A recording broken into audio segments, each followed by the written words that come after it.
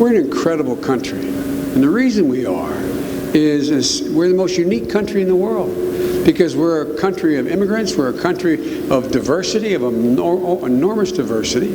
And the deal is that here, we the people. It doesn't say we the contributors, or we the wealthy, or we the this. It says we the people. Or we believe all men are created equal, endowed. It sounds corny. Endowed by their Creator with certain inalienable rights. We have never, ever lived up to that. Jefferson didn't live up to it. But we've never given up on that notion. It's about a more perfect union. And so I didn't see myself as some great savior or anything. I thought I'd be the guy, eventually when I got out of law school, that the mayor would turn to her and say, "What do you think?" Not a joke. That's what I thought my role would be. I didn't start off thinking I'm going to run for public office. But you can change things. What are the things that, what in fact animates your passion? What do you really care about? And for me, and I wrote about this recently when my son died of cancer, my oldest son.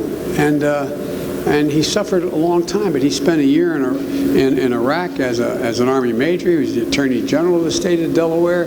He was a wonderful, wonderful, decent guy. And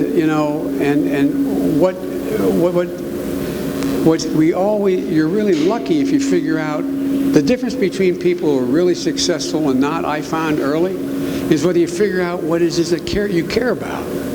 Now, it's hard to figure out what you care about unless you go out and see other things.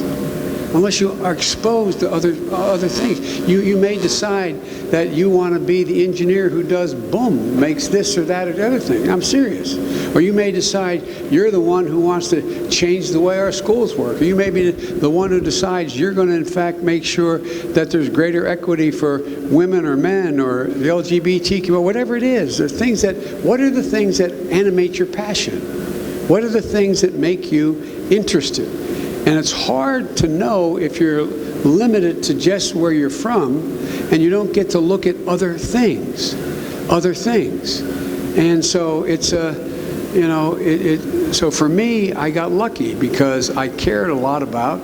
My state was segregated by law. When we moved down from where I lived in northeast Pennsylvania, because there were no jobs, I moved to Delaware, a little town called Claymont.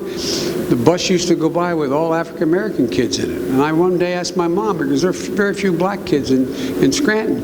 I said, "What's that?" They said, "Well, they're not allowed to go to school here." And I thought, how can that be? I was only 4th grade.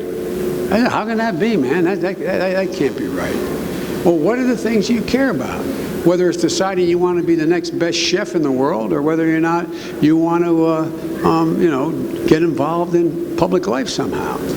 And so you get lucky if you figure out what it is when you get. My dad had another expression. He says, a lucky person gets up in the morning, puts both feet in the floor, knows what they're about to do, and thinks it still matters. What matters most to you? What matters most to you? And whatever that is, follow it.